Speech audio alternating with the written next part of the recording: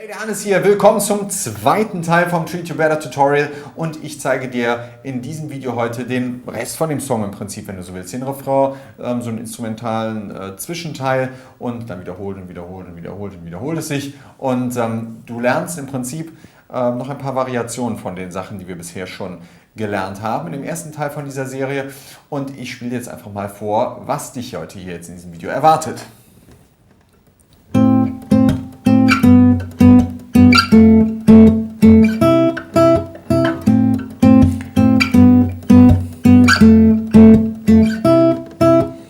Ja, das ist eine Variante davon. So kann man das im Prinzip durch den ganzen Song auch zocken oder eben.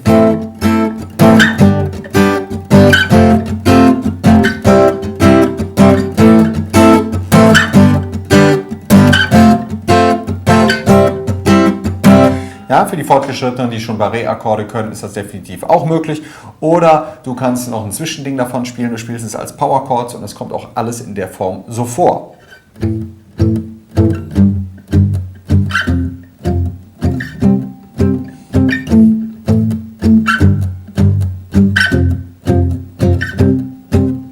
Das Coole daran ist, du kannst dich mit allen drei Varianten durch den restlichen Song durchspielen und theoretisch sogar auch durch den ersten Teil von dieser Tutorial-Serie, die ich schon rausgehauen habe.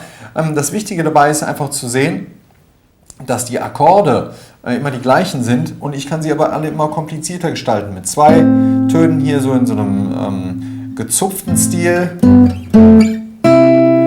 als Barré-Akkorde. Oder als Power Chords. Ja, jede Variante klingt ein bisschen anders. Die mit den Barré-Akkorden klingt natürlich am vollsten.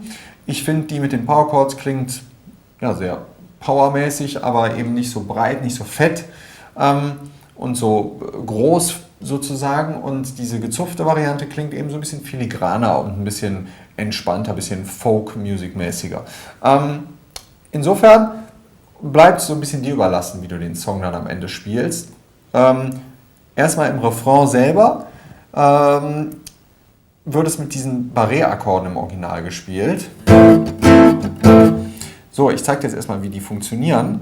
Wenn du damit Schwierigkeiten haben sollst, zeige ich dir jetzt gleich auch eine Variante, wie du das mit diesen gezupften Sachen spielen kannst. Keine Sorge. Zeigefinger in den 6. Bund auf der E-Seite, Ringfinger in den 8. Bund und den kleinen Finger auch in den 8. Bund auf der A- und D-Seite und dann den Zeigefinger ebenfalls noch über G, H und E-Seite. Ein waschechter B-Moll-Barré-Akkord.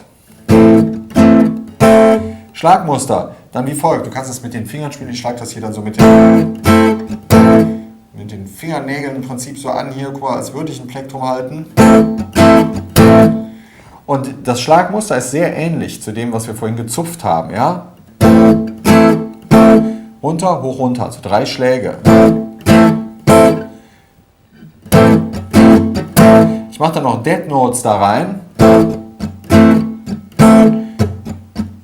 Bewege meine Hand nonstop so, um im rhythmischen Flow zu bleiben.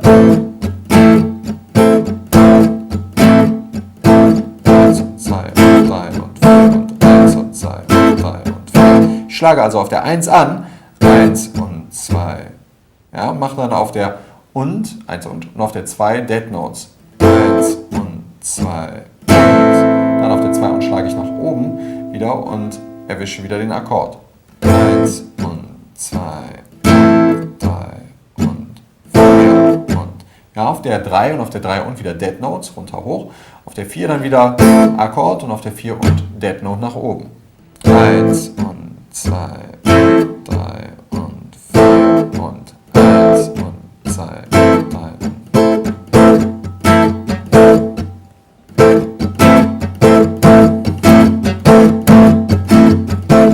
2, 3 und 4.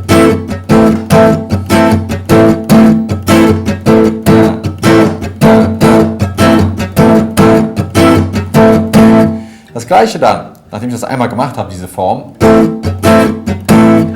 auf den As-Dur-Akkord, 4. Bund, auf der E-Seite, 6. Bund auf der A- und D-Seite, Mittelfinger dann in den 5. Bund auf der G-Seite und der Zeigefinger drückt ebenfalls noch die H- und E-Seite im 4. Bund. Das Ganze dann 2 Bünde tiefer auf dem Ges-Dur-Akkord. Und dann wechseln wir entweder hier auf den Des Dur-Akkord, das ist hier im 9., bzw. 11., 11., 10. und wieder 9. und 9. Bund. Oder du greifst es hier im 4.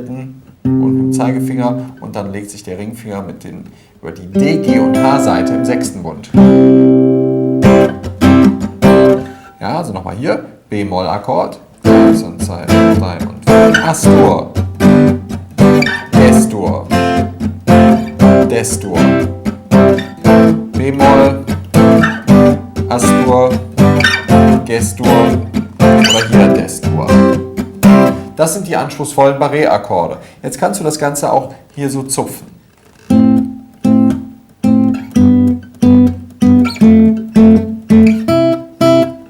Ja, wie im Intro und in der Strophe. 1 und 2 und 3 und 4 und 1 und 2 und 3 und 4 und 1 und 2 und 3 und 4. Und jetzt kommt noch einer dazu. Wir gehen nicht wieder zurück hier auf den 2., sondern auf den Des-Akkord, wie gesagt. Des-Dur und den greifen wir mit dem 4. Bund der A-Seite mit dem Zeigefinger und dann mit dem Ring oder kleinen Finger im 6. Bund auf der H-Seite. Alternative wäre hier im 9. und 10. Bund auf der E- und G-Seite für den Akkord. Der ist hier oder hier greifbar. Also.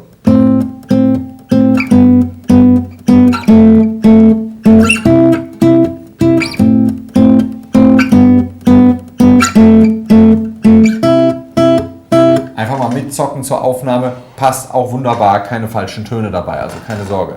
Und die Sparversion für die Rockers da draußen ist dann die Power-Chord-Variante.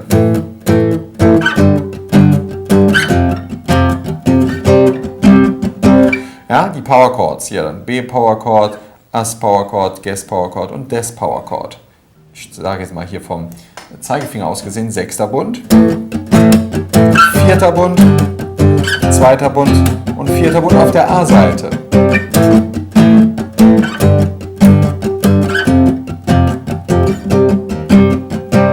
Ja, das Schlagmuster ist auch da wieder das gleiche.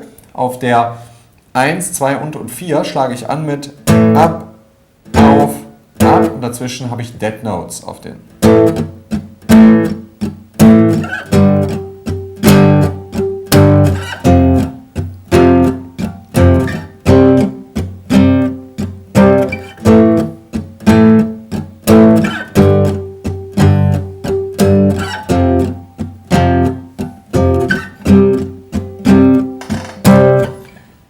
Dann geht es nach dem ersten Refrain zurück in die Strophe, spielst du wieder wie am Anfang, dann wieder ein Refrain und dann kommt ja eine Art Zwischenteil, Instrumentalteil und da tritt dann auch noch so eine Art Solo raus oder sowas, wie du es auch mal nennen willst. Und den Instrumentalteil spielst du wieder genau wie den Refrain, also die Akkorde B, As, Ges und Des und danach kommt eine Bridge, die dann wieder die ursprünglichen Strophenakkorde spielt.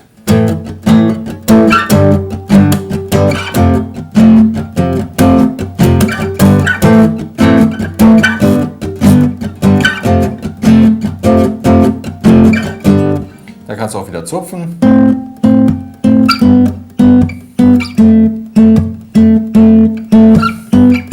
Also im Prinzip wieder Strophenablauf, passt da auch wunderbar. Dann kommt wieder Refrain und das Stück zeichnet sich so ein bisschen dadurch aus, obwohl sich die ganze Zeit vieles wiederholt, kannst du viel dann durch Dynamik machen, ja? Indem du mal fester anschlägst, mal softer anschlägst oder eben mal Power Chords spielst, dann mal hier dieses Zupfmuster benutzt stattdessen.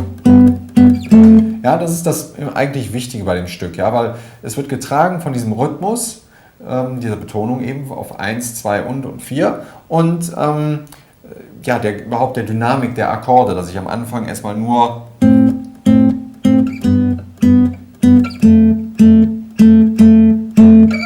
zwei Töne gleichzeitig habe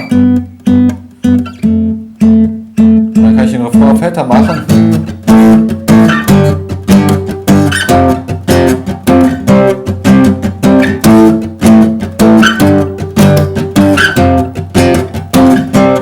Und noch fetter.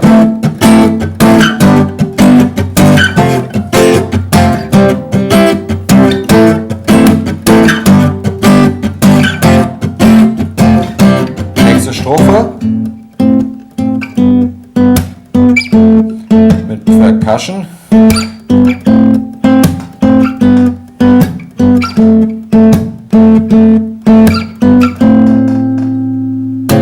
Ja, ganz wichtige Sache. Du hast jetzt, glaube ich, gemerkt, wie ich das meine, dass du von Part zu Part, Strophe, Refrain, Intro und so weiter, die ein bisschen unterschiedlich gestaltet sind, Sachen Dynamik, so nennt sich das eben, wenn ich die Sachen mal leiser, lauter spiele oder mehr anschlage, einfach eine Abwechslung da drin habe.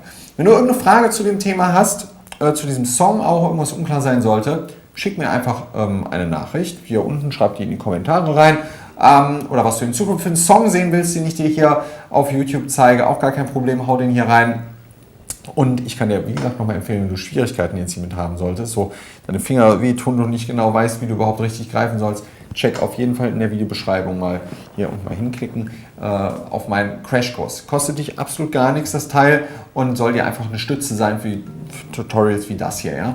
Und ich wünsche dir damit viel Spaß und wir sehen uns im nächsten Video wieder. Ciao!